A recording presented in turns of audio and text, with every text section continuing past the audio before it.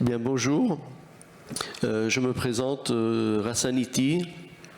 Je suis directeur cyber-risque et sécurité de EVA Group, BSSI, du groupe Sopra Steria. Donc, j'ai le plaisir aujourd'hui d'animer cette table ronde. La sécurité packagée, pour beaucoup de gens, c'est un peu comme le sac de souvenirs qu'on emporte du FIC. On ne se rappelle plus ce qu'il y a là-dedans, des stylos, des autocollants, des bonbons. On ne sait pas bien ce qu'on va, et si on va en fait s'en servir quand on rentre à l'hôtel. Le but de cette table ronde est de vider vraiment le sac de la sécurité packagée et d'examiner tout ce qui est là-dedans et de voir ce qui sert en fait aux PME et les ETI. Et pour ce faire, donc j'ai le plaisir vraiment de recevoir donc Monsieur Xavier Poinsignon, responsable du domaine cybersécurité chez SFR Business. Exactement, merci, bonjour à tous. Et aussi, j'ai le plaisir de recevoir Madame Fedra Cloner, qui est directrice adjointe du CCB, donc c'est le Centre de cybersécurité Belgique. Pour démarrer donc le sujet, merci Xavier. Et pour démarrer le sujet, en 2020, selon l'ANSSI, donc 43% en fait des PME ont constaté un incident de sécurité. Et ceci s'explique très simplement par le fait que des actes de cybercriminalité les visent encore et toujours plus du fait du renforcement en fait de la sécurité des grandes entreprises. Et donc il y a urgence à répondre aux besoins avec des offres de cybersécurité adaptées aux contraintes des structures, des PME, ETI, l'absence de RSSI, des budgets limités. Et donc la solution passe notamment par le développement donc, de solutions packagées. Donc, Monsieur Xavier Poinsignon, il va donc vous expliquer un peu comment on construit une offre packagée et qu'est-ce qu'on peut trouver dans une offre packagée. Xavier, c'est à toi la parole. Je me permets d'avancer dans le support. Vous aurez une petite trame comme cela. Très bien, bonjour à tous. Alors, je vous propose de commencer par quelques définitions. On va rentrer dans ce sujet du packaging, de ces offres packagées, puis on passera sur l'aspect pure sécurité juste après. Alors, le packaging, c'est un principe que va effectuer un fournisseur de services qui va rechercher à créer une offre où il va y inclure. Alors, je vais pouvoir parler de deux types. Créer une offre donc où il va y inclure à la fois du matériel et des services associés pour pouvoir proposer donc une solution à ses clients et tout ça sous forme d'un accès à travers d'une offre tarifaire simplifiée. Là, je suis dans le modèle où on est sur du matériel. Vous allez vite voir que je vais arriver dans la partie sécurité. Ça peut s'appliquer aussi à des prestations, en sécurité également. Donc, on cherche une prestation, quelqu'un qui va intervenir chez vous, et donc on peut aussi packager une prestation. Alors, ça se différencie du modèle plus traditionnel, plus classique, où vous allez acheter un matériel avec sa licence, vous allez l'installer vous-même et vous allez ensuite devoir le suivre derrière. Tout ça, ça peut s'acheter à la découpe, en mode Lego avec des intégrateurs, mais là, on n'est pas sur le modèle packagé, on est le modèle vraiment Lego à la main. Ça peut aussi faire l'analogie avec la prestation. Quand vous allez acheter une prestation, vous pouvez acheter à un fournisseur de service en payant à la journée homme ou à l'heure de prestation. Le packaging, lui, va vraiment vouloir regrouper tout ça et proposer, en ayant bien réfléchi aux besoins client, de pouvoir lui proposer donc un concept avec un principe d'abonnement beaucoup plus simplifié ou de tarif beaucoup plus optimisé. Voilà pour à peu près la définition. Alors on peut aussi, pour finir la définition, on peut parler de bundle aussi. Les fournisseurs de services vont essayer de regrouper des services entre eux pour là aussi, ça peut être plus intéressant financièrement, ça peut être plus complet pour bien expliquer au client qu'il a besoin de tout cela en même temps. Tout ça, on essaye de regrouper ça.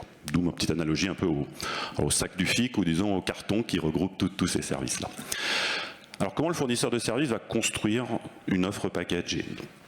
Déjà, il sait qu'il va vouloir la vendre à plusieurs clients. Donc, il va analyser les besoins des clients pour essayer de trouver ce qu'un certain nombre de clients ont besoin pour en définir son contenu, parce qu'il y a besoin de fixer un périmètre. On ne peut pas être sur du sur-mesure ou de pouvoir répondre à tous les besoins du client. Il va falloir faire un choix, vraiment essayer de viser un besoin et y répondre. Et pour être encore plus concret, très vite, et pour optimiser son modèle d'offre packagée, il va essayer de trouver un modèle sous forme d'une plateforme. Je vais revenir souvent sur ce principe-là. Il essaie de trouver une plateforme pour pouvoir y mettre le service packagé qui va pouvoir être instancié par plusieurs clients. Alors une plateforme, c'est un équipement qu'on mutualise. Ce terme mutualisé, je vais beaucoup le répéter après. Donc on le mutualise. Alors il y a des équipementiers qui proposent cela. Il y a la virtualisation qui est arrivée aussi, qui a beaucoup simplifié ce principe de pouvoir mettre plusieurs clients sur une même plateforme.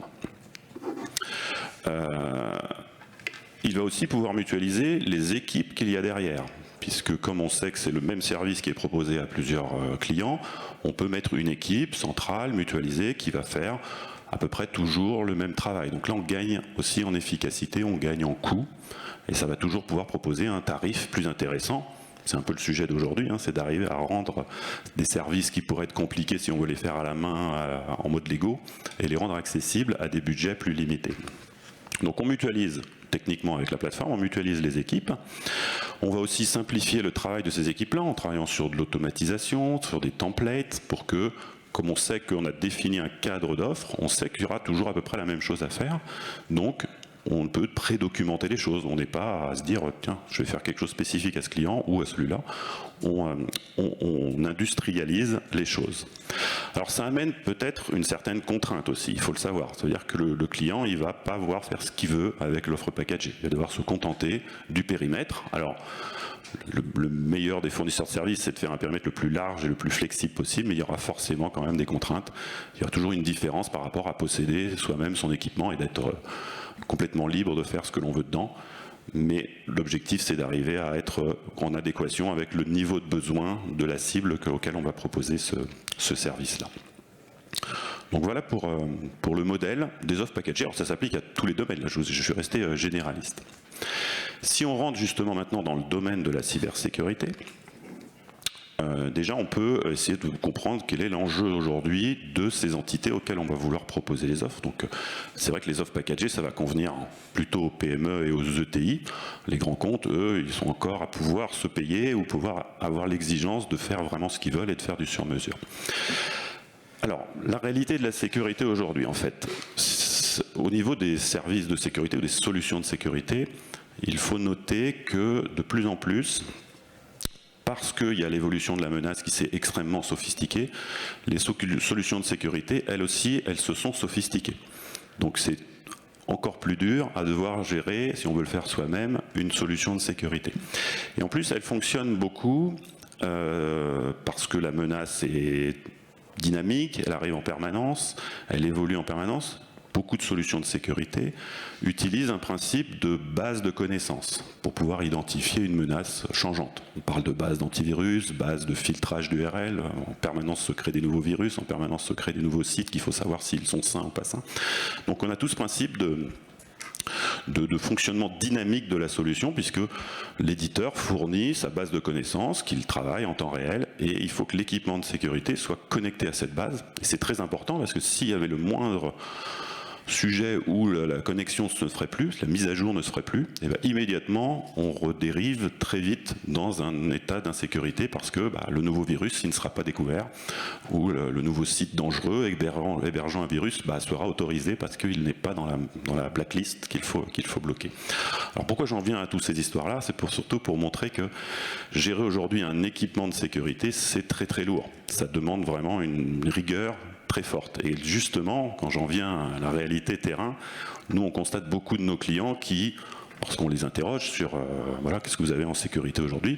Oui, j'ai un firewall, je l'ai acheté il y a 3 ans, j'y ai pas touché, ou j'ai personne qui s'en occupe vraiment, j'ai passé aucune mise à jour dessus depuis 3 ans. Voilà, un firewall, c'est pire qu'un serveur. Un serveur, il faut passer régulièrement des mises à jour dessus. Imaginez, il y a aussi des mises à jour pour firewall qu'il faut appliquer pour n'importe quel équipement de sécurité. Je ne parle même pas des bases, je parle juste des mises à jour de sécurité en lui-même. Et comme c'est votre première barrière qui est exposée à Internet, c'est encore plus important d'être le plus à jour possible sur son équipement, sur sa forteresse, sur sa muraille de forteresse. Et voilà, et parce que les PME n'ont pas d'experts chez eux, ou ils ont fait appel à un sous-traitant, mais ils n'ont pas le réflexe de lui demander de revérifier de faire un peu la vidange du service de sécurité. Résultat, on a des firewalls qui dérivent, on a des équipements de sécurité qui dérivent dans ces comptes. Et c'est assez dommageable parce que leur niveau de sécurité se dégrade. Voilà. Alors, il y a aussi l'histoire de la licence. Les licences doivent être renouvelées. Alors, il y a des petits warnings qui remontent de ces équipements-là, mais si c'est pas suivi, si personne ne regarde, on se retrouve sans licence. Et sans licence, il n'y a plus de mise à jour de base de données.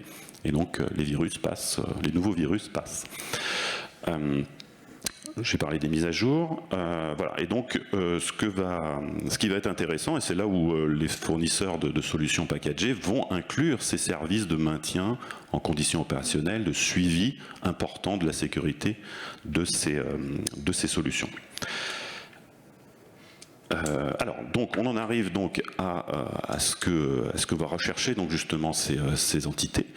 Parce qu'elles n'ont pas les moyens, on parlait de l'absence de RSSI, mais déjà même absence d'experts tout court, qui va déjà pouvoir faire le choix de quelle est la solution de sécurité qu'il me faut, de pouvoir suivre la solution de sécurité dans le temps pour en assurer un fonctionnement correct.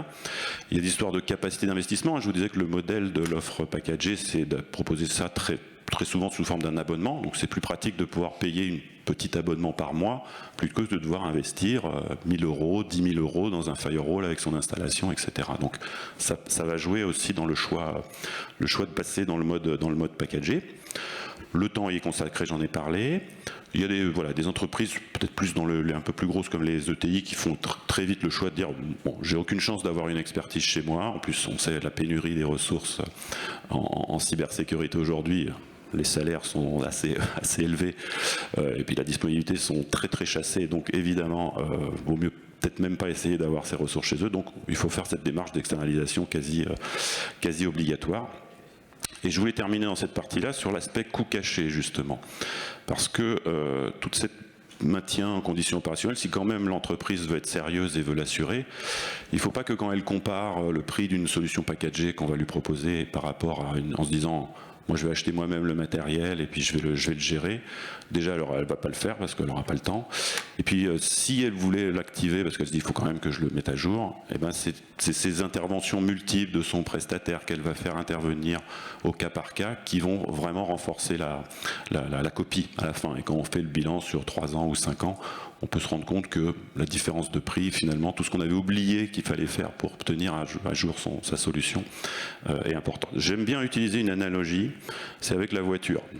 On achète tous nos voitures, alors on a le choix, soit vous l'achetez vous-même et puis vous allez faire vous-même peut-être les vidanges, ou vous allez peut-être faire les réparations vous-même, ou vous imaginez combien vous coûtez la maintenance, qui coûte de plus en plus cher aussi sur les voitures, ou bien vous passez sur les nouveaux, c'est ce que beaucoup adoptent maintenant, le LOA ou le LDD, je ne connais plus vraiment qui est le même, et où là, vous achetez la sérénité, tout est tranquille pendant 3 ans, tout est inclus. Vous pouvez aussi changer de voiture au bout de 3 ans. Et bien l'offre packagée va apporter aussi cette simplicité, cette facilité dans la gestion. Et puis voilà, s'il y a moins de problèmes, ce sera le fournisseur de services qui va devoir assurer et vous maintenir le service en fonctionnement pour que vous puissiez rouler, vous puissiez avoir votre sécurité qui fonctionne comme vous l'avez acheté dès le premier jour.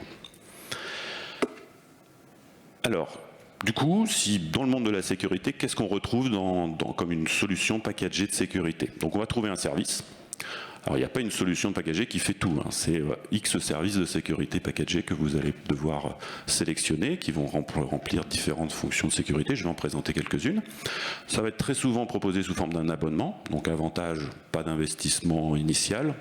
Alors là, on va devoir demander à vous engager sur un certain nombre de mois, mais vous avez ce lissage de l'investissement qui se traduit par le fait qu'on vous maintient pendant tout cet engagement et cet abonnement le service en fonctionnement, comme je vous le précisais un peu. Alors il y a un prix, le prix qui se veut être le meilleur rapport contenu-prix ou qualité-prix. Ça évidemment vous comparerez par rapport à la simulation que l'entreprise va pouvoir se faire en disant si j'achetais moi-même et que je bien prends en compte tous les coûts cachés, est-ce que j'en ai pour mon argent?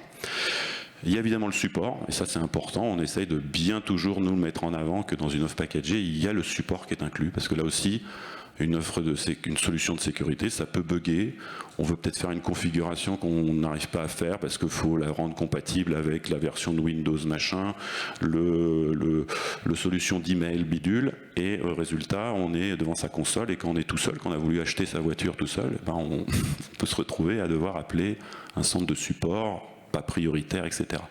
Là, c'est le boulot du fournisseur de services d'assurer ça. Il vous doit que ça fonctionne, et quand ça fonctionne pas, il y a le SLA qui est là pour l'obliger à remonter le service en 4 heures, remonter le service en X heures avec des pénalités derrière. Donc on a encore une fois une sérénité qu'il y a quelqu'un qui doit faire quelque chose derrière, on n'est pas tout seul dans le désert.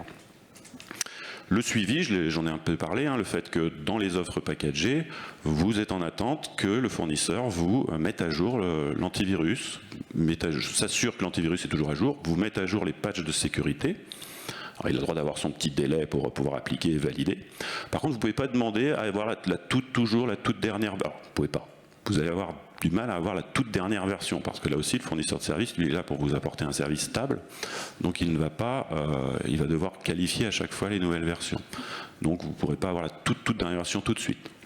On le retrouve peut-être sur les offres cloud, qui arrivent à suivre le montée de version, parce que là c'est l'éditeur lui-même qui met à jour sa propre infrastructure, mais lorsque vous avez quelqu'un qui vous fabrique une offre, il a son temps de validation, mais c'est pour la stabilité du service, et on peut se permettre d'avoir un tout petit décalage, et puis souvent les nouvelles versions, c'est pour avoir des nouvelles features qui ne sont pas indispensables immédiatement.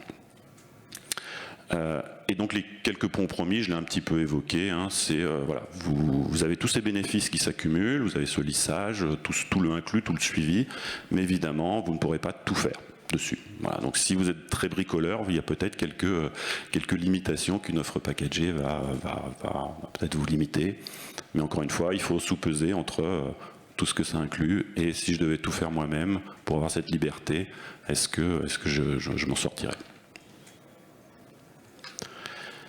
Alors, quelques exemples d'offres packagées que vous pouvez trouver sur le marché. Alors, on a le pare-feu classique, pare-feu ou UTM si on veut avoir quelque chose de plus complet. Donc là, c'est vraiment l'archétype de ce que j'expliquais. C'est vraiment un équipement. UTM, c'est Unified Threat Manager, c'est un tout en un. Il y a l'antivirus, il y a le filtrage URL, il y a la possibilité de connecter des personnes en toute sécurité à distance, les sondes de détection, vous pouvez avoir plein de choses dedans. Donc là, vraiment, faut que si on veut vraiment l'exploiter au maximum, il faut avoir ce suivi, ce mise à jour permanente pour que tout fonctionne. Voilà. Donc ça existe en packagé, donc c'est-à-dire que vous louez, alors vous louez pas parce que c'est le fournisseur de service qui est propriétaire, mais vous abonnez à un service et vous avez donc un pare-feu à votre disposition. Alors il peut être soit encore sur site, vous le recevrez pour l'installer au bout de votre accès Internet, soit vous l'avez dans le cœur du réseau du fournisseur de service, c'est le cas par exemple des opérateurs, et vous avez votre firewall, votre instance de firewall qui vous est à vous dans le cadre du service. Voilà. Et c'est à l'opérateur, c'est au fournisseur de service de vous le mettre à jour, de l'adapter en fonction du débit que vous avez besoin, du nombre d'utilisateurs qu'il a besoin de protéger. Ça aussi, c'est une flexibilité des offres de service. Je vous parlais des coûts cachés. C'est cette possibilité de pouvoir faire évoluer votre offre en fonction de l'évolution de votre entreprise. Vous êtes une PME de 100 personnes, et puis d'un seul coup, vous fusionnez avec une autre entité, vous passez à 200 personnes, vous voulez doubler le débit de votre accès Internet, vous pouvez être bloqué. Vous pouvez vous retrouver avec votre firewall que vous aviez un peu sous-dimensionné pour l'époque, et là d'un seul coup il faut réinvestir. Donc on espérait l'amortir en 3 ans, il faut en remettre au pot pour pouvoir encaisser cette charge. Avec une offre de service packagée, lorsque le modèle tarifaire est plutôt basé sur le débit ou le nombre d'utilisateurs, vous demandez à upgrader. Et ça, c'est au fournisseur de service de se débrouiller pour assurer son service. Alors, il peut vous réengager, mais vous avez cette flexibilité. Vous n'avez pas perdu d'argent d'un matériel qui est quasiment revendable de toute façon, puisque ça se périme malheureusement trop vite. On a la sécurité des emails aussi. Ça se trouve très souvent en packagé. Faut que je me dépêche. Protection du poste de travail. Ça aussi, c'était quelque chose qui était très laborieux à déployer et à maintenir, et donc aujourd'hui on a des solutions en mode packagé pour le faire. J'ai une petite illustration pour conclure juste après. Le proxy web aussi, quelque chose qui était très courant, très lourd à maintenir en centrale, là aussi très sujet à besoin d'évoluer dans le temps en fonction de l'utilisateur, du nombre de consommations d'internet. Donc le mode packagé simplifie les choses avec des modèles tarifaires où on paye à l'utilisateur, donc on ne se préoccupe même pas du matériel qu'il y a derrière. Voilà, c'est vraiment très flexible. Les nomades, ça a été la grande explosion qu'on a eue avec la généralisation du télétravail avec la pandémie, je ne vais pas être le premier à vous l'annoncer. Là aussi, un besoin de clients qui se disaient, est-ce que j'achète une plateforme ou est-ce que je bascule dans une solution packagée de gestion de mes nomades? Et très souvent, on peut bénéficier de briques de sécurité supplémentaires grâce au fournisseur de services qui vous englobe tout un ensemble de services. Voilà. Et la protection cloud, je l'ai cité parce que ça fait partie des évolutions de ces entités, TI et PME, qui de plus en plus adoptent le cloud. Donc la messagerie est partie dans le cloud, l'application CRM est partie dans le cloud, XY, et il faut que la sécurité suive. Et alors là, on quitte du coup obligatoirement le monde du boîtier ou de l'appliance qu'on va devoir installer, puisqu'on n'a plus de serveur, tout est dans le cloud. Donc il faut aussi recréer sa sécurité dans le cloud. Et l'avantage, c'est que le cloud, il a déjà cette notion de plateforme, de virtualisation, de multi-instanciation. Et donc, en fait, ça s'auto-package, je dirais, les solutions de sécurité dès lors que l'on commence à migrer dans le cloud. Alors, s'il me reste 1 minute, je vais finir par mon illustration, mais après on aura les questions, si vous avez des questions par rapport à tout ce que je vous ai évoqué. Je voulais vous montrer un peu une sorte d'évolution que nous on a constatée concernant la protection des postes de travail. Je vous fais un petit peu l'histoire de cela. Dans les années 80, on parlait d'antivirus de poste, pour les quelques vieux comme nous, on a connu ça, qui était un simple antivirus qui était sur les postes. C'était déjà compliqué à gérer à l'époque, il fallait les déployer et les maintenir, la fameuse mise à jour des bases de signatures. Et puis c'est vraiment démocratisé et a explosé il y a quelques années les EDR. Les EDR, déjà, ça améliore énormément la détection et la gestion du poste de travail, mais surtout une première évolution qu'on a tout de suite vue, c'est que ça se gère par une plateforme centrale, qui est souvent, et même quasiment maintenant tout le temps, dans le cloud. Donc déjà, on a simplifié les choses, et ça, pour les fournisseurs de services, ça a immédiatement permis de pouvoir regrouper tous les clients qu'ils géraient sur une plateforme centrale, donc plateformisation déjà, automatique, et puis de pouvoir mettre du coup un management mutualisé. Donc on a pu arriver à proposer des solutions packagées de gestion d'EDR, et ça, pour une ETI, ça commence à devenir très intéressant parce que ça la soulage énormément dans la gestion des choses. Mais la menace évolue toujours, il faut toujours plus gérer son EDR. Pour ceux qui peut-être ont expérimenté la gestion d'un EDR, il faut vraiment avoir des cyberanalystes qui savent en tirer pleinement parti. Et donc c'est là où le besoin de gestion est très très fort. On peut aller plus loin, on peut étendre aussi la détection, et on en arrive à ce que les grands comptes sont capables de faire à coût de centaines ou millions d'euros, c'est d'espérer pouvoir avoir un SOC. Et ça, pour une ETI, c'était inaccessible d'avoir un SOC, un Security Operations Center, d'imaginer de pouvoir se payer un SOC. Eh bien, avec l'évolution de ces technologies, avec cette plateformisation, avec ce regroupement dans le cloud des solutions, aujourd'hui, les fournisseurs arrivent à amener des services qui étaient inaccessibles dans des zones budgétaires, dans des simplicités de gestion, grâce à la mutualisation à ces entités. Pour l'instant, on va dire ETI, mais l'évolution fera qu'on arrivera s'en approcher aussi pour les PME avec des contraintes encore plus fortes. Voilà pour cette illustration. Donc le packaging est en cours et de plus en plus de solutions arrivent à y basculer, notamment sur la partie sécurité. Merci beaucoup Xavier pour cette présentation. On va laisser les questions-réponses à la fin. Je vais passer la parole donc, à Madame Cloner qui va vous parler un peu de l'approche nationale Belgique sur la situation des PME à la cybersécurité et sur la mise en place ou construction en fait, d'un portail dédié. Donc Fedra, c'est à vous. Merci beaucoup. Je vais juste essayer de récupérer le PC. Voilà. Merci. Donc voilà.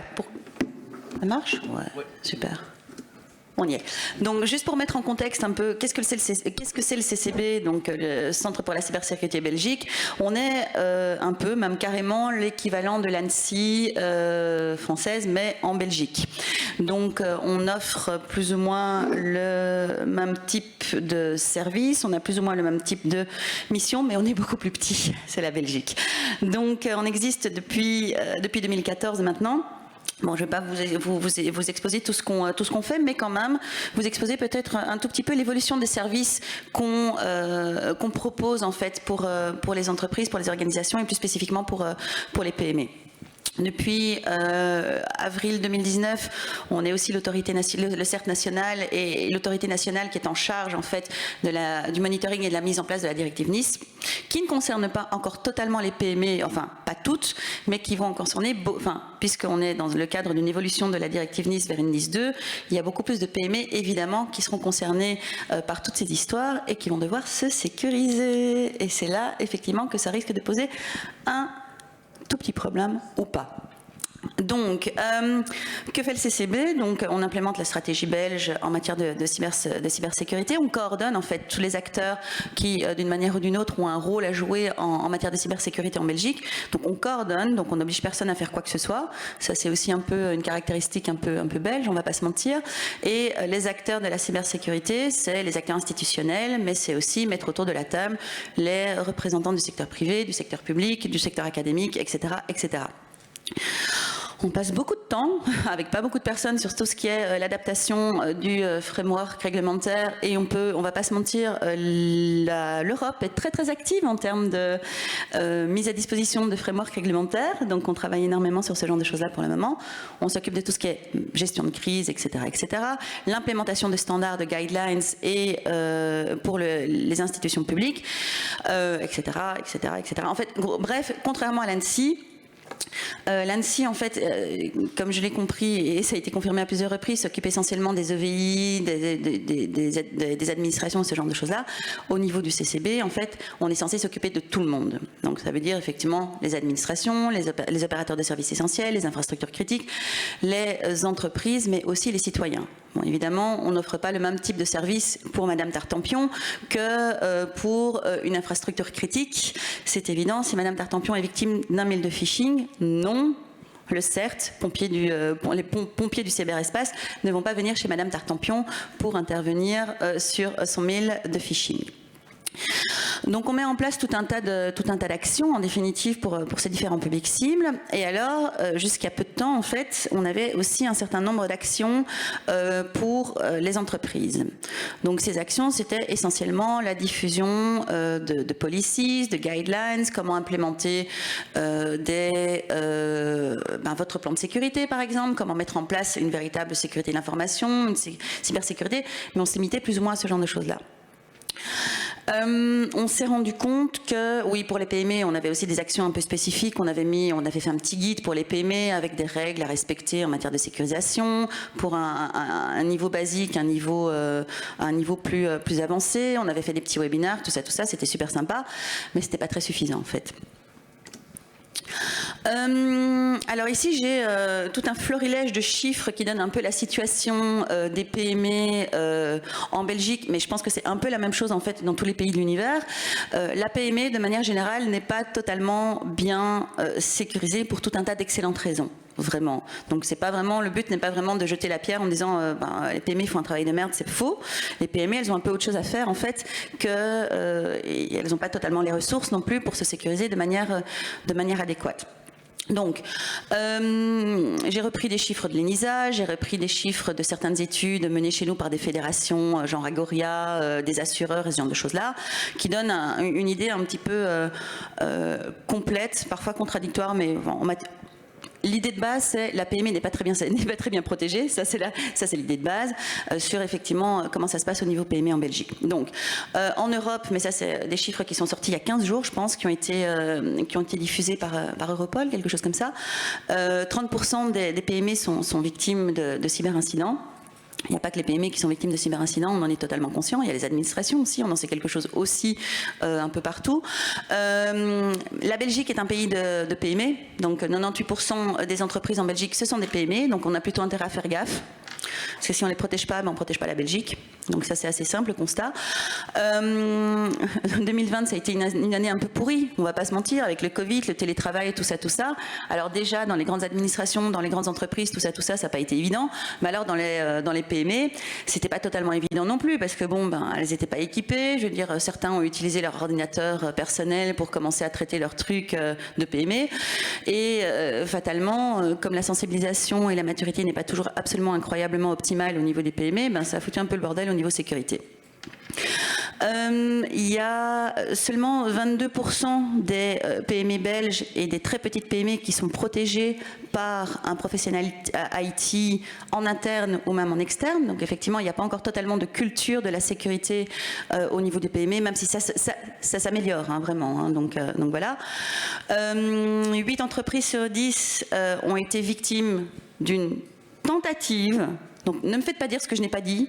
Je n'ai pas dit que 8 entreprises sur 10 avaient été victimes d'une cyberattaque, mais ont été victimes d'une tentative de cyberattaque. Bon, évidemment, on est tous des professionnels de cybersécurité, ça ne nous étonne pas tellement comme chiffre. 60% des entreprises belges, mais je pense que c'est un peu la même chose partout, ont déjà été hackées à un moment, et 30%... À mon avis, ce serait bien plus que 30%, mais bon, bref, c'est une étude qui le dit, et les études ont toujours raison, ou à peu près. 30% des entreprises pensent qu'elles vont encore être hackées dans un futur proche. C'est très très optimiste. Et donc évidemment, en 2018, le nombre d'attaques qui ciblaient particulièrement les PME ont augmenté de 194%, et ça augmente très très très régulièrement. Mais bon, c'est pour les PME comme pour le reste en définitive. Donc il y a effectivement aussi énormément d'incidents de sécurité informatique dans les PME belges. Donc voilà, avec une non-disponibilité des services IT. Pour une PME, ça peut quand même être un peu problématique. Une destruction ou une corruption des informations et ou la diffusion d'informations qui sont confidentielles ou à caractère personnel, parce qu'il y a aussi toutes ces histoires liées au GDPR.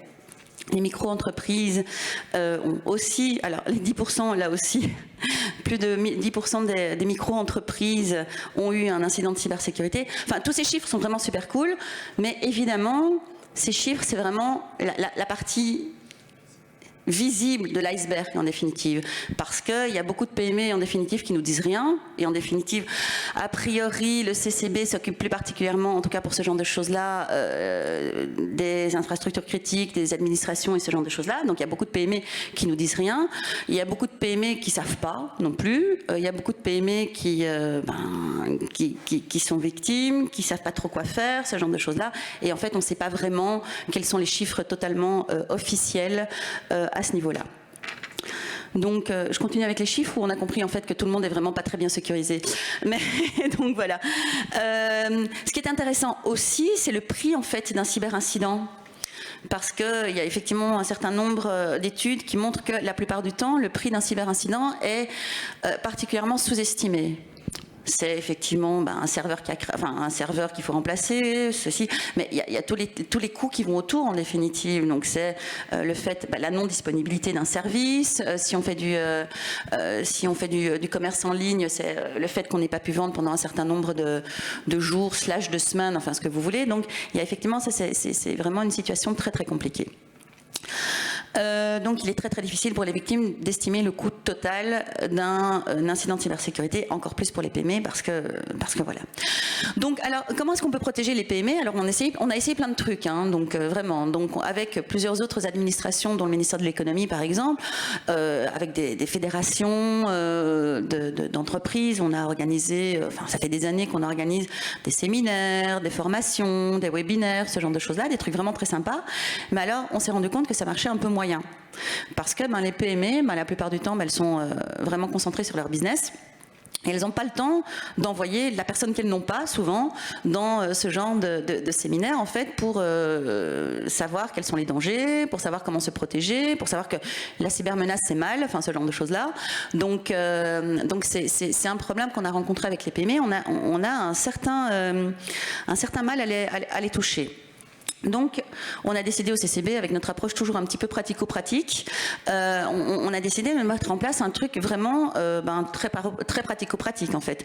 Donc, si vous n'avez pas le temps, si vous ne savez pas, si vous n'avez pas les ressources, en fait, on va vous aider à mettre en place quelque chose qui va pouvoir améliorer votre maturité en termes de sécurité, qui va pouvoir vous aider à vous sécuriser par rapport à la cybermenace et ce genre de choses-là. Donc évidemment, il y a tout un tas de solutions techniques, et ça c'est aussi un peu le problème avec les PME, c'est que souvent la PME se dit « ouais, non seulement j'intéresse personne, je ne serai jamais touché par un cyberincident, ou la cybersécurité c'est quand même un truc vachement technique, j'ai pas de sous pour implémenter 20 milliards de technologies absolument géniales, tout ça. Donc c'est aussi ce côté un peu dramatique de la cybersécurité. Dans le genre la cybersécurité, déjà ça me touchera pas, enfin les problèmes ne me toucheront pas et c'est pas pour moi. J'ai pas les moyens, j'ai pas les ressources, tout ça. Donc on va faire le travail un peu à la place des PME. Autant les grandes entreprises, ces genres de choses-là sont un peu responsables de leur cybersécurité, les PME aussi, je veux dire, elles sont responsables de traitement, ce genre de choses-là, enfin voilà, mais il faut vraiment aider les PME. Donc c'est ce qu'on a décidé de mettre en place avec un portail ou une plateforme, on appelle ça comme on veut, où on va proposer, là c'est vraiment work in progress, hein, donc là je suis en train de spoiler un truc pas possible, qu'on va commencer à mettre en place à partir fin de cette année, début de l'année prochaine. On va en fait offrir via un portail un certain nombre de services aux PME. Donc on a un concept assez sympa. J'ai encore du temps ou pas? Oui. Super.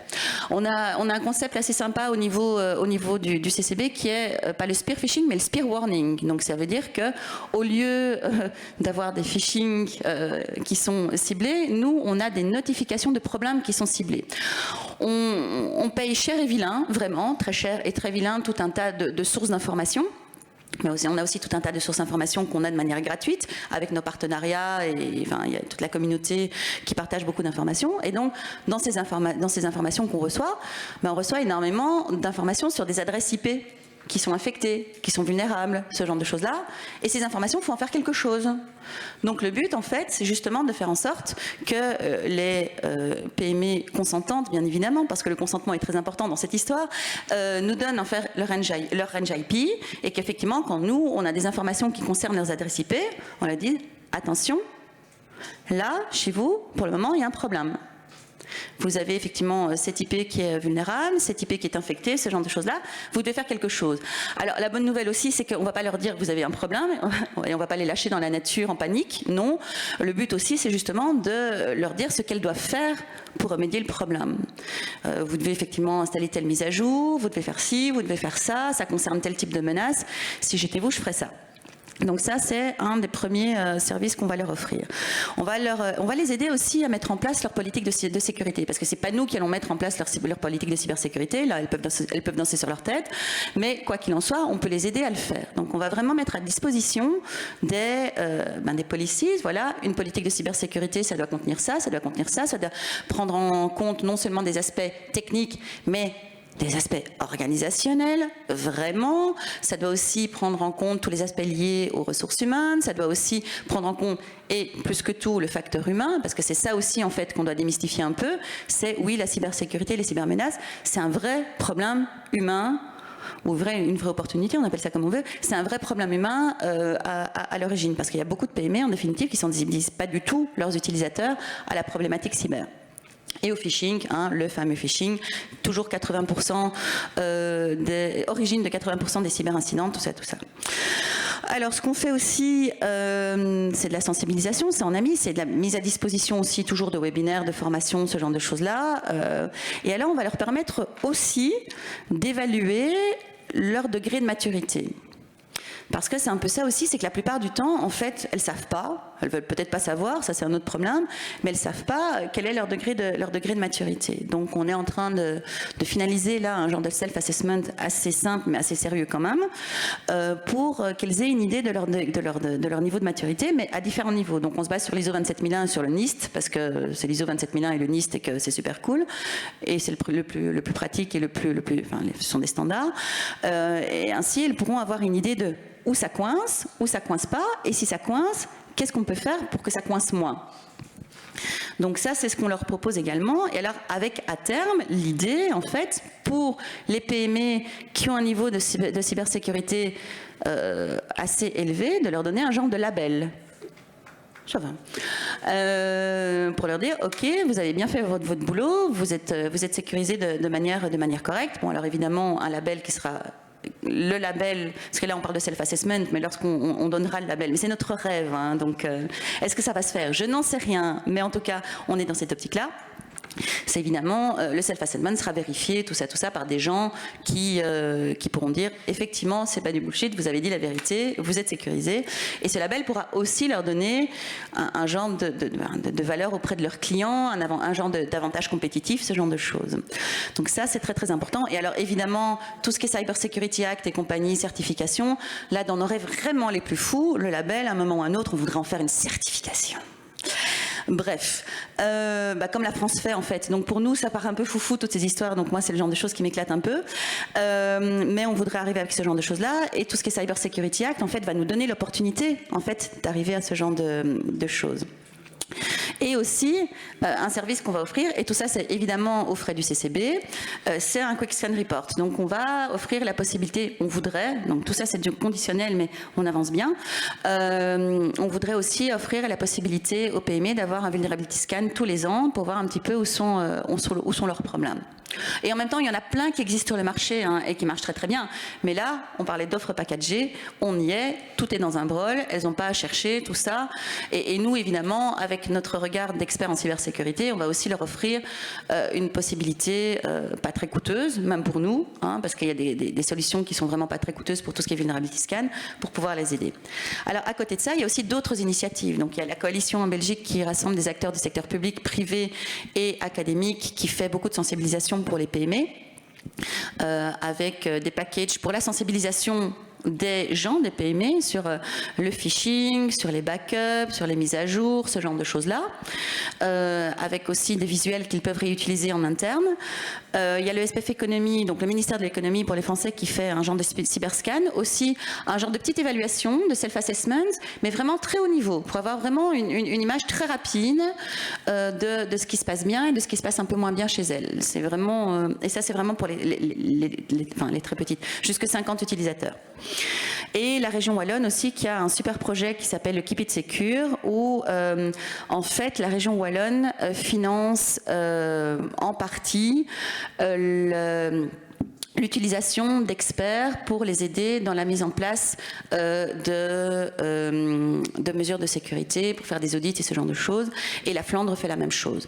Ça marche un peu moyen pour le moment parce qu'il n'y a pas encore l'impulsion des PME d'aller vers les régions pour pouvoir bénéficier de ces services, mais c'est en cours et ça se met en place. Et ça, pardon, c'est ce qu'on fait en Belgique. Merci Fedra. Donc, merci Vedra, merci Xavier pour vos interventions. Donc là, la session des questions-réponses est ouverte. C'est à vous. Nous avons 2 micros. On va les déplacer en salle. Ouais.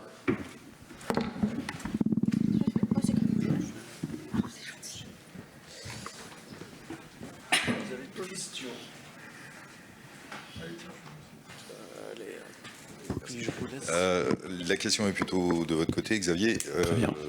Moi, j'entendais toutes les initiatives, mais ce que j'ai compris, c'est que si vous êtes opérateur, donc aujourd'hui, c'est beaucoup plus simple, parce que les flux Internet passent chez SFR, je ne me trompe pas.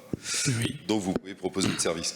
Quid de la PME qui n'est pas chez SFR, qui a une box Freebox, Je provoque, voilà, quid de toutes ces solutions qui pourraient être mises à disposition, mais aujourd'hui, voilà, c'est ou Orange Cyberdéfense ou SFR Cyber, voilà. Alors il y a beaucoup de fournisseurs de solutions packagées. Évidemment, nous on a l'avantage, si je puis dire, d'avoir nos clients qui sont sur notre réseau, donc sur certains aspects, alors peut-être un peu moins pour la PME, mais pour l'ETI, par exemple, la lutte contre les attaques DDoS, c'est quelque chose qui se fait de manière plus performante en amont justement de l'accès Internet de l'entreprise. Donc ça, on va pouvoir mettre en avant le fait qu'on maîtrise notre propre backbone.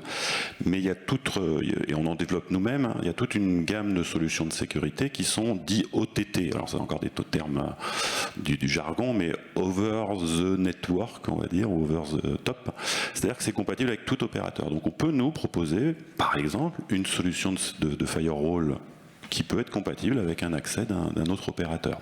Je parlais des solutions protection de la messagerie, on est sur Office 365 qui domine largement le marché actuellement, et bien ça, n'importe quel fournisseur de services peut proposer une solution packagée pour Office 365, de toute façon c'est dans le cloud, donc c'est ouvert à tout le monde. Donc il y a quelques approches et besoins de sécu qui sont effectivement plus pratiques quand on maîtrise la chaîne télécom avant, mais il y en a quand même beaucoup d'autres qui se passe soit dans le cloud, soit directement sur site, en mode OTT, comme on dit. On le fait aussi pour la télévision. Vous pouvez regarder la télévision de Canal+ en étant sur le réseau d'un autre. Donc c'est assez portable aujourd'hui, les choses. Internet a vraiment rendu les choses compatibles facilement. Merci. Mais comment vous voyez en fait l'évolution donc dans le futur de l'offre? Justement, c'est le cloud qui est en train de beaucoup de révolutionner les choses. Il l'a déjà révolutionné sur les applications. Tout le monde y bascule, on voit bien le mouvement. Et la sécurité suit les choses. Alors je disais que la sécurité doit s'adapter pour protéger ce qui va dans le cloud, mais elle-même, elle se produit de plus en plus dans le cloud. Je peux juste citer un concept là, qui depuis quelques mois ou presque années, on va dire un mois, est apparu. Vous avez peut-être entendu parler du SASE, S-A-S-E, qui est le fait de produire directement de la sécurité dans le cloud et de produire plein de briques de sécurité. Donc ça, c'est les éditeurs qui ont construit ce modèle-là. Et donc tous les avantages dans le cloud sont immédiatement embarqués. Donc comme je le disais, c'est auto-packagé, si je puis dire. Très facile de souscription, on paye à l'utilisateur. Et puis on n'a plus qu'à cocher, je veux le firewall, je veux le DLP, je veux le CASB, alors attention j'enchaîne les mots-clés, je veux le filtrage web, et tout ça c'est produit dans le cloud. C'est un peu, alors, toujours dans mes analogies à la Poinsignan, c'est un peu le Microsoft 365 de la sécurité. Voilà, donc vous allez avoir votre Word, Excel, là c'est tous les éléments de sécurité, et c'est la révolution qui est en cours. Voilà, faut pas avoir peur d'aller dans le cloud du coup, puisque bon, tout est traité dans le cloud, mais ça apporte ça aussi, et la sécurité se cloudifie à ce niveau-là. Mais je pense que on va y aller droit comme ça s'est fait pour les applications. Merci. Est-ce qu'il y a d'autres questions? Si vous pouvez passer le micro, s'il vous plaît. Merci. Oui, bonjour. Bon, évidemment, vendre un forfait téléphonique, c'est assez smart, c'est assez facile. On nous avait parlé d'abonnement, j'ai bien aimé le terme. Mais par contre, quand on parle de cybersécurité, les sociétés, elles ont chacune des besoins assez différents, un nombre de postes aussi qui n'ont absolument rien à voir. C'est pas du tout les mêmes. C'est pas du tout le même temps de passer. Quand vous faites 10 forfaits téléphoniques, il y a un vendeur et puis c'est tout. Hein. Là, vous allez avoir un temps de travail pour le TECO, ce qui va être quand même plus important. Donc comment vous arrivez à rendre ça assez smart au niveau de votre offre d'abonnement? Alors là, c'est vraiment la problématique de l'opérateur, mais je dirais, là, on voulait rester générique pour tout fournisseur de services. Nous, en tant qu'opérateur, on va essayer de jouer sur le fait qu'on va essayer de bundleiser justement les choses. Alors, on vend un accès Internet, pourquoi je ne pourrais pas vous proposer le firewall au bout? Parce que je monte progressivement dans votre réseau. Mais ça va être dur pour moi d'aller aussi jusqu'au poste de travail si je veux avancer sur la chaîne. Donc je suis obligé de trouver d'autres tactiques pour essayer de parler du poste de travail. Alors je maîtrise le mobile, j'aime pas vraiment trop parler que de notre approche, mais je suis légitime pour vous vendre le mobile, donc je vais être aussi peut-être un peu légitime de pousser la discussion jusqu'à vous proposer la solution de sécurité sur le mobile. Voilà.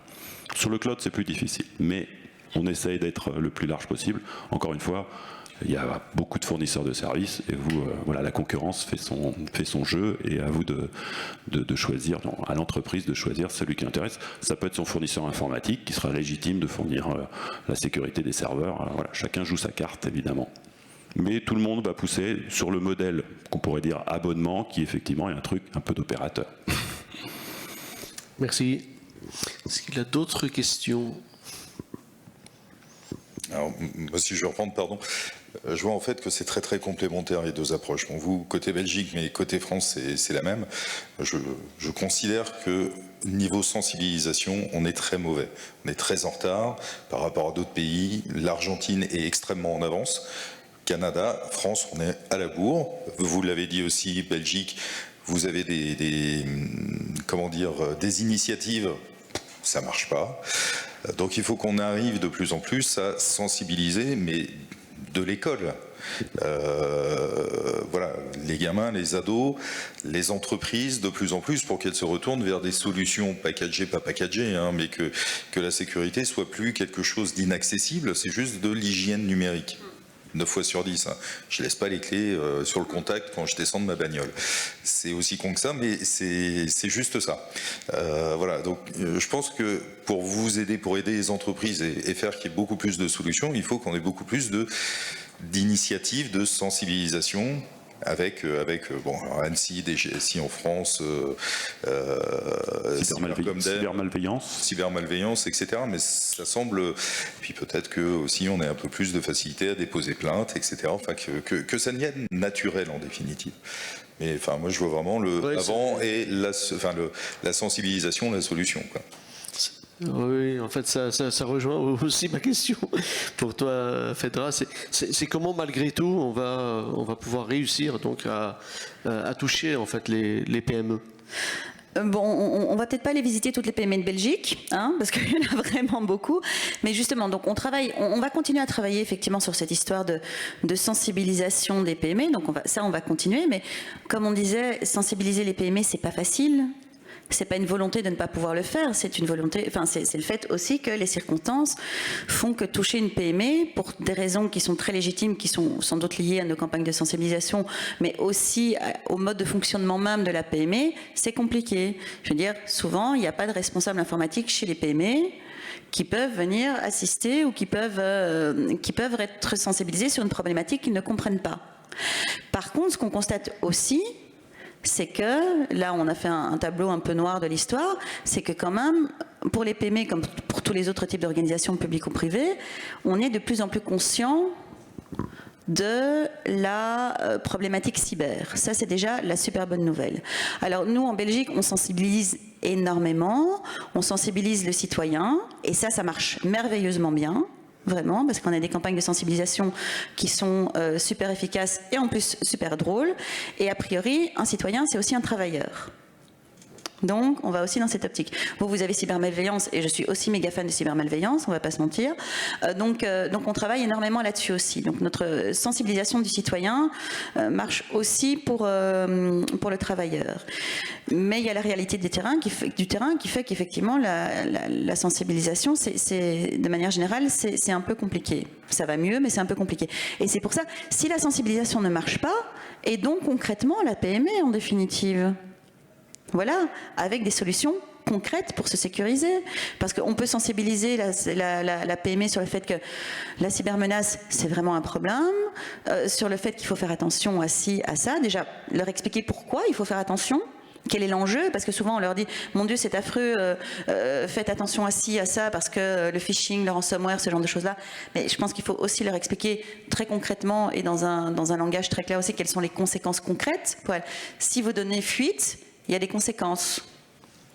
Il y a tout ce qui est GDPR, ce genre de choses-là, mais ça dépend aussi du secteur dans lequel la PME travaille. Donc on est en train de travailler sur ce genre de sujet. Et alors on travaille aussi beaucoup avec les régions, parce que nous on travaille à un niveau fédéral. Enfin, on va travailler beaucoup avec les régions. Là on a un stand cette année. On a invité les régions justement pour qu'on mette en place un peu l'écosystème belge. Donc nous on travaille au niveau fédéral. Bon, on est un petit pays, donc on a une idée, on a une idée de comment ça se passe, mais c'est les régions en fait qui savent, et c'est les régions aussi qui ont la responsabilité pour tout ce qui est PME, ce genre de choses. Et il y a aussi un ministre spécifique pour les PME et les classes moyennes, donc c'est avec eux aussi qu'on travaille pour les toucher, parce que eux connaissent leurs clients. Nous, un petit peu moins, on est un petit peu moins sur le terrain, on ne va pas se mentir. Bon, on n'est pas très loin dans la stratosphère, mais on est quand même un tout petit peu moins proche du terrain. Donc il y a ce genre de choses-là qui se met en place. Donc c'est vraiment des choses qui vont de pair, en fait. Et alors pour les PME qui seront concernées par la directive NIS 2, on va un peu les forcer, en fait, à s'enregistrer sur notre portail. Donc il y aura ça aussi, parce qu'on les aura identifiés. Merci, Phèdra. En fait, au début de voilà, sur le site de présentation de cette table ronde, nous avons en fait ouvert une question à la fin. C'était faut-il aller plus loin et proposer, comme le suggérait donc un rapport du Sénat, l'instauration d'un crédit d'impôt pour tout achat de solutions ou de services de cybersécurité. Et là, je me retourne vers toi, Xavier, avec une question. C'est vraiment comment financer et accompagner le coût. Alors c'est vrai, dès qu'on parle argent, c'est un peu le nerf de la guerre, c'est un peu une barrière. Donc je pourrais être que favorable à ce qu'il y ait du subvention publique pour que ce soit des crédits d'impôt ou autre chose pour pouvoir inciter les entreprises à réagir, ou disons à se dire que j'ai une barrière plus faible pour pouvoir me lancer. Donc oui, je suis favorable. Je pourrais juste peut-être citer que ça existe déjà, puisque vous avez peut-être entendu parler de France Relance avec le volet cyber, où là il y a une enveloppe qui a été justement déjà débloqué du côté de la France. On parle de 136 millions d'euros. Alors, c'est focalisé sur les secteurs publics, donc c'est les collectivités qui peuvent bénéficier de cette subvention. Mais voilà, et ça a plutôt un bon succès, d'après ce que j'ai regardé, puisqu'il y a presque 100 millions, je pense, qui ont pu être affectés sur ces 136. Donc, on arrive au bout du programme. Et en plus, c'était intéressant, ça rejoint un peu ce que Phèdra, ce que tu disais, c'est que c'était pas de l'argent comme ça en disant, voilà, achetez quelque chose et moi je vous en paye une partie. Il y avait une vraie démarche, surtout pour les petites structures, les mairies, les petites structures publiques, les hôpitaux, très ciblés par les cyberattaques évidemment ces derniers temps, qui rentrent dans un parcours. Donc on leur finançait gratuitement un diagnostic. Ensuite, on leur subventionnait des audits pour qu'ils sachent justement quelle est leur problématique, leur enjeu, là où il fallait agir. Et dernière étape, on leur finançait une partie, cette fois-ci vraiment d'agir et d'installer un équipement, une solution, une offre packagée de sécurité. Voilà. Mais il y avait vraiment cette démarche, c'était bien réfléchi et ça rencontre son succès. Et je pense que pas mal d'hôpitaux ou de mairies ont pu enfin se payer quelque chose pour se remettre un petit peu à niveau sur là où elles en sont dans leur sécurité. Merci. Phèdra, tu souhaites ajouter quelque chose là-dessus? Oui, j'aimerais rapidement intervenir par rapport à ça. Donc, comme vous avez vu, au niveau des régions, il y a certaines initiatives. Donc, il y a la région flamande et la région wallonne qui ont lancé effectivement des initiatives pour aider les PME à se sécuriser. C'est absolument génial. Mais alors, la région wallonne et la région flamande s'attendaient à un genre d'enthousiasme délirant, avec tout le monde s'arrachant les euros pour ce. Mais par contre, ils n'ont pas tout à fait trouvé cet enthousiasme délirant. Et ils sont en train de se demander pourquoi, en fait. On leur file, je pense que c'est pour la région wallonne, ça peut aller jusqu'à 75%. Pour la région flamande, ça va jusqu'à 50%, donc c'est déjà pas mal. Mais c'est pas aussi incroyablement attractif, visiblement, que ce qu'ils espéraient. Donc, genre, on vous donne des sous, allez-y. Non, en fait. Voilà, donc ça, on se demande, enfin, ils se demandent, nous pas, ils se demandent un peu pourquoi. Ils sont en train d'essayer, je pense, de repenser leur stratégie de communication, mais c'est un peu bizarre, en fait, comme résultat. Merci. S'il n'y a pas d'autres questions, en fait, moi je vous invite donc à visiter nos stands, donc le stand de SFR Business, de CCB et aussi de Soprasteria. En fait, si vous passez vers le stand de Soprasteria, nous pouvons parler en fait de l'offre Box PME. En deux mots, en fait, c'est une solution collaborative donc de cybersécurité pour la protection donc des supply chains. nous l'avons déployé dans le secteur de l'aéronautique et la solution, elle est déployée en fait au sein des PME de la supply chain. Donc en fait, ce sont des logs qui sont remontés donc à travers un équipement de sécurité qui est déployé en fait dans les locaux des PME, et donc les logs sont centralisés en fait dans une infrastructure donc globale qui est installée en fait chez Sopra Steria, ce qui permet en fait d'avoir une vision globale de ce qui se passe. Et donc lorsqu'il y a en fait un IOC, donc un Incident of Compromise ou un indice de compromission donc est identifié, à ce moment-là donc l'information elle est partagée au sein de l'ensemble des PME, et donc de la notion en fait de l'offre collaborative. Donc voilà, merci beaucoup pour votre participation, et on va clôturer donc cette table ronde.